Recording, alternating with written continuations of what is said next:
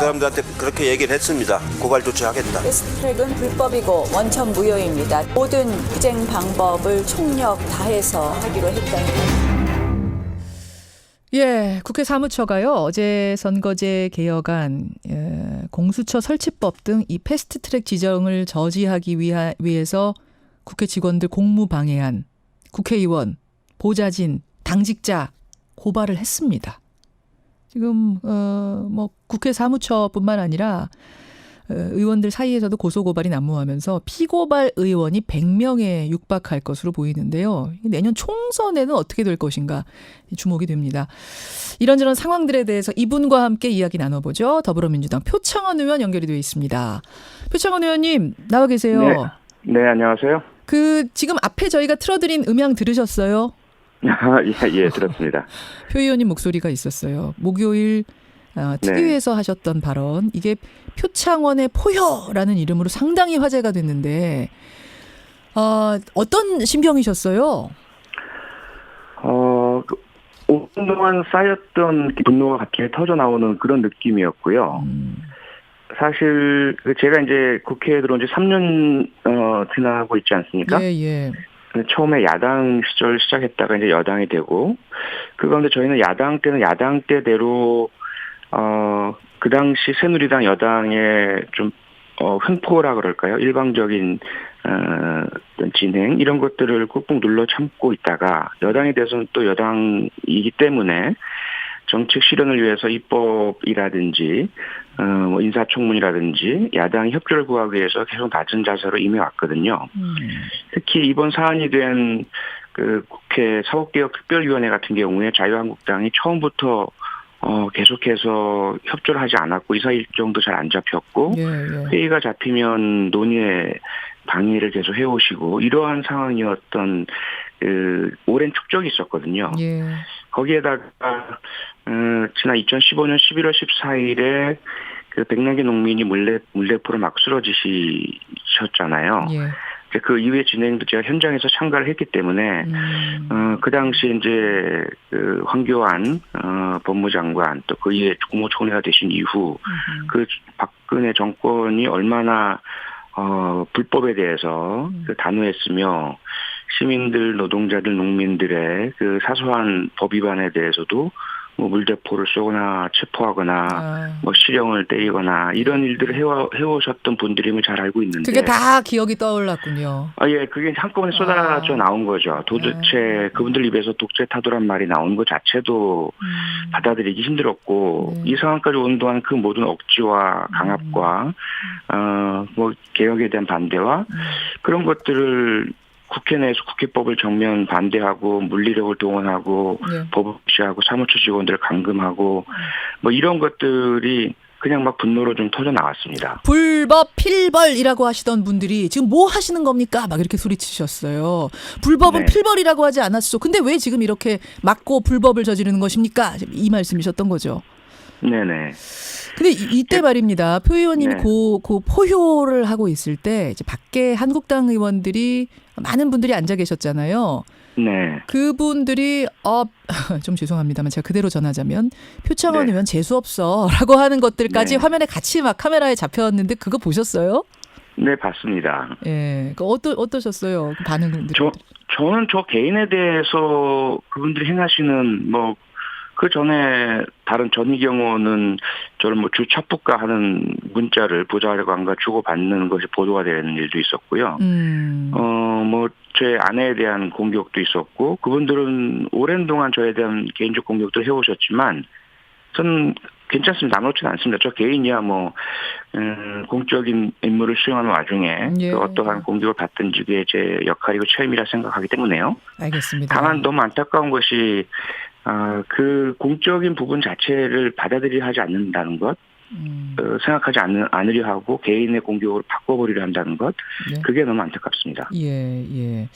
근데 뭐 이 상황들이 너무 안타까운데 한국당에서는 또 이야기를 합니다. 이런 중요한 이제 선거제와 관련된 법안들 같은 걸 처리할 때는 더 합의를 해서 했었어야 되는데 이렇게 밀고 나가는 것 이랬던 적이 있었던가? 그렇기 때문에 우리는 막을 수밖에 없는 것이다. 방어권이다라는 이야기를 하는데요. 우선 전제 자체가 잘못된 거고요. 수차례 나왔지만 이미 지난해 12월에 나경원 원내대표가 직접 개인 이름을 쓰고 서명을 했죠. 연동형 비례대표제 도입을 위한 논의에 적극 협력한다라는. 그런데 전혀 그 협의에 참여하지 않았고 오히려 올 3월에 반대로 비례대표를 없애고 의원수를 줄이는 전혀 어떤 진정성이 담기지 않은 예. 그러한 안을 내놓으면서 이제 1년도 채 남지 않은 그 총선에 그 게임의 룰을 정할 수 있는 시간을 점점점 이제 보내버리는 상황이었죠. 그래서 다른 네 당 모두가 동의한 것이고요.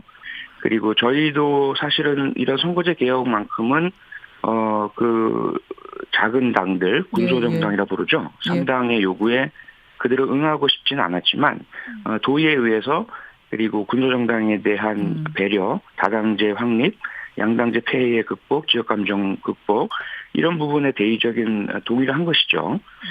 그리고 그 절차와 방법에 있어서는 앞서도 말씀드렸지만 이분들께서 그동안 과연 우리 사회적인 합의, 오늘 노동자 날이잖아요. 예, 예. 노동자분들의 요구에 충분히 들어드리고 협의를 해드리면서 정책과 입법을 해오셨느냐, 그동안 과거 수십 년 동안. 예, 예. 근데 그런 것들이 쌓여 있는 것이죠. 자, 어쨌든 이제 패스트트랙의 그 법안들은 올랐습니다. 여러분 올랐다고 해서 다 끝난 건 아닙니다. 여러 가지 남은 과제들이 있는데 우선 고소고발 전부 합쳐서 한 100여 명 된다고 들었는데요.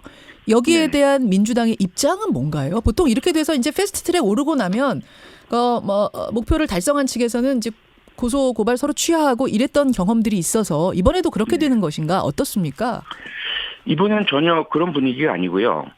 과거에는 뭐 서로 대개 선거 전 양상에서 예. 말로 하는 뭐 명예훼손이라든지 이런 부분들에 대해서 서로 뭐 화합하고 반성하고 그러면서 취하하고 이런 일들이 반복돼 왔었죠. 그렇죠. 근데 지금은 국회법에 참 어떤 총체적인 붕괴 현상이고요. 국회가 물리적으로 점거당하고 예. 의사일정이 완력에 의해서 중단되는 상황은 그건 패스트트랙이 성공했다고 해서 없었던 일을 할 수 없는 부분이고요. 아하. 또 하나는 문제는 저희가 고발을 취한다고 해서 없어지는 그런 친고죄거나 반의사불벌죄가 아닙니다. 국회법 166조나 해당되는 범죄행위들은요. 예.